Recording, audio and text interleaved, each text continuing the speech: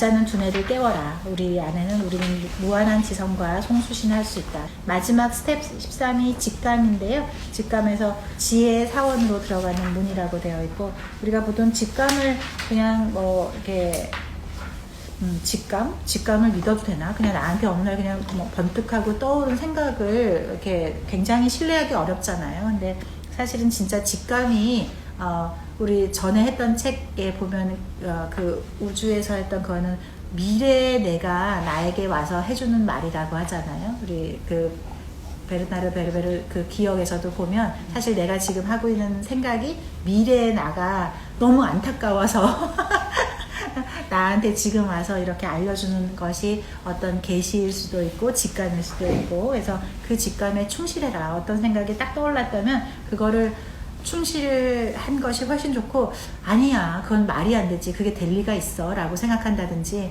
아니면 또 모든 사람이 또 안 된다고 하는 일을 아니야 나는 그거를 끝끝내 해대고 말 거야 라고 하는 것도 다 일장일단은 물론 있지만, 이 직감이라고 하는 것은 사실 굉장히 어떤 힘을 가지고 있다 라고 하는 겁니다.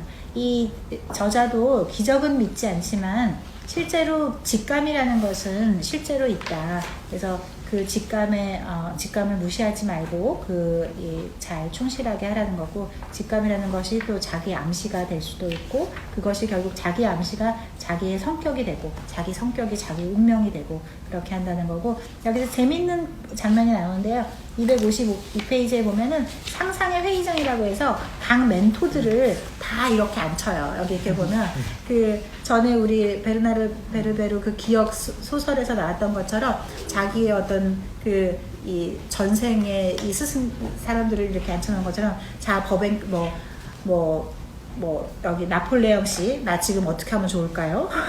뭐 다윈 씨, 지금 어떻게 해석하면 좋을까요? 뭐 링컨 씨, 어떻게 하면 좋을까요? 카네기 씨, 이때는 나는 어떻게 돈을 벌죠? 뭐 이렇게 해서 내가 존경하는 멘토들이 이 방에 내 회의장에 이렇게 다 있다라고 생각하고, 그 사람들과 회의를 하듯이 당신이라면 지금 이 상황을 어떻게 하겠어요? 라고 이렇게 상상의 회의장에서 하다 보면 좋은 결론을 얻게 될 것이다.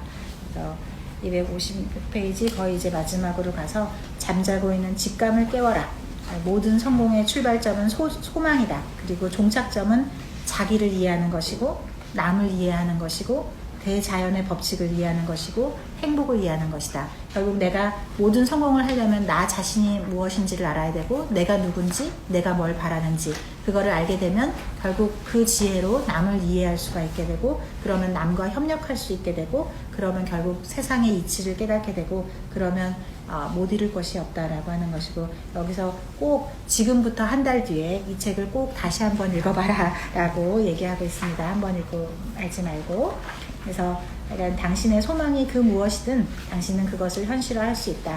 그래서 마음의 힘은 무한하다라고 하는 거고, 여기서 맨 마지막에 이 굉장히 중요한 챕터가 마지막 이제 에필로그처럼 하나가 있는데, 마음의 힘이라고 해서 여기서 보면 우유부단, 의혹, 공포라고 하는 세 가지 적이 우리 마음에 있다라고 하고 있어요. 이 세 가지 적인데, 이 세 가지 적이지만 사실 따지고 보면 하나로 뭉치면 이 공포예요. 보면 우유부단은 공포의 묘목이고, 공포의 시작이 우유부단이 되게 되는 것이고, 그리고 또 의혹이라고 하는 것도 결국은 우유부단과 합쳐져서 공포가 된다라고 하는 겁니다. 그래서 공포는 마음의 상태이고, 이 공포에는 총 되게 6가지가 있게 되는데, 가난에 대한 공포, 비판받는 거, 질병에 걸리는 거, 실현당하는 거, 노령, 그리고 죽음, 이 6가지의 공포가 우리를 어떻게 파괴해 가는지에 대해서 하고 있고, 이 공포는 우리의 마음을 완전히 지배해버리는 그런 것이라서, 모든 사람은 내 마음을 나 스스로 지배해야 되는 게 그게 안 되고, 이 공포에 의해서 지배를 당하게 되면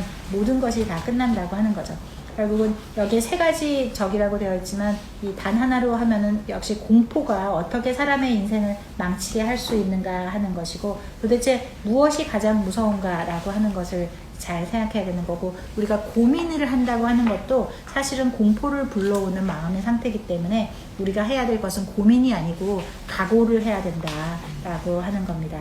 그래서 이 파괴적 사고가 나를 어떻게 바꿔가는지, 그런 파괴적 사고로부터 나를 어떻게 지켜낼 것인지, 그래서 의지의 힘이 당신에게 있다는 것을 절대 잊지 마라 최근에 하여간 모든 자기계발서에서 말하는 뭐 땡땡의 힘이라고 하는 것이 이 책에 굉장히 여러 가지가 나오는데 진짜로 이 의지의 힘이 당신에게 있다는 것을 절대로 잊지 말고 공포는 전염된다. 우리 저희 지난주에 이 소설 클럽에서 한 것처럼 우리가 뭐 지금 또 코로나처럼 실제로 코로나 자체보다 또 눈먼 자들의 도시에서처럼 내가 눈이 멀 거라는 어떤 실제 사실보다 내가 눈을 멀지도 몰라 라고 하는 그 공포가 어떻게 그 도시를 점령해가고 모두를 파괴해가는지 그런 그 전염력이 있는 공포의 실체를 잘 파악해야 된다 하는 거고, 공포에 대해서 나는 어떤 상태를 가지고 있나는 공포에 대한 자기 분석표를 270페이지에 아주 자세하게 친절하게 여러 요소에서 나는 얼마만큼 뭐 질투를 느끼는가, 뭘 싫어하는가, 뭐 자신감이 있는가, 뭐 배움을 하는가, 이런 여러 가지 어떤 자기 분석표를 아주 잘 해주시고 있습니다. 그래서 이거를 한번 해보는 것도 나를, 결국 모든 거에 시작은 내가 누군지, 나의 지금 상태가 어떤지를 아는 게 굉장히 중요하니까 그거를 하라고 분석도를 하고 있고요. 또 사고의 힘으로 모든 것을 극복할 수 있다. 나는 사고할 수 있는 사람이고 내가 가진 사고의 힘 그리고 의지의 힘을 이용해서 나의 마음을 얼마든지 내가 조정할 수 있다. 내가 선장이기 때문에 내가 돌리는 방향대로 내 인생은 결국 가게 될 것이다 라고 하는 거고, 자기 실패라는 변명을 한다는 것은 결국 내 인생을 농락하는 거다. 그래서 변명하지 마라 라고 하는 거고요. 가장 빠르고 가장 가치 있는 승리는 자신을 극복하는 것이다 라고 277페이지에 이제 결론을 내리고 있습니다. 그래서 맨 마지막 페이지에 인생이란 체스게임과 같다. 근데 당신의 상대는 시간이다. 우리는 보통 나의 어떤 경쟁자를 내 옆사람이거나 뭐 어떤 다른 회사거나 이런 거라고 생각하는데, 인생의 체스게임에서 당신의 상대는 시간이다.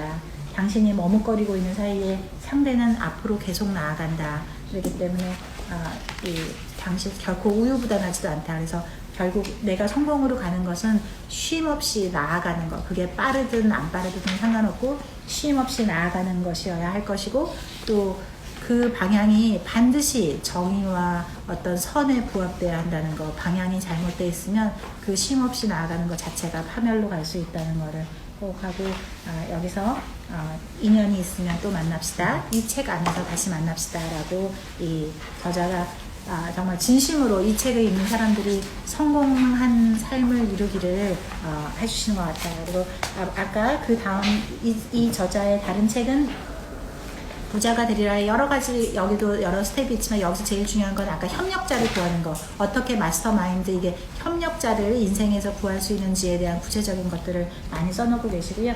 이거는 사실은 이 죽을 때까지 출판을 못했다가 결국은 죽고 나서 75년 뒤에 유작으로 최근에 하는 거였는데, 결국은 당신은 이길 것이다는데, 여기서는 여러 얘기가 있지만 결국 여기에 단 하나를 뽑으라 그러면 제가 봤을 땐 딱 하는 것 같아요. 여기서 이 악마와의 대화거든요. 이 나폴레옹 힐이 하도 성공 철학을 하다 보니까 어느 날 진짜 악마랑 만나게 돼요.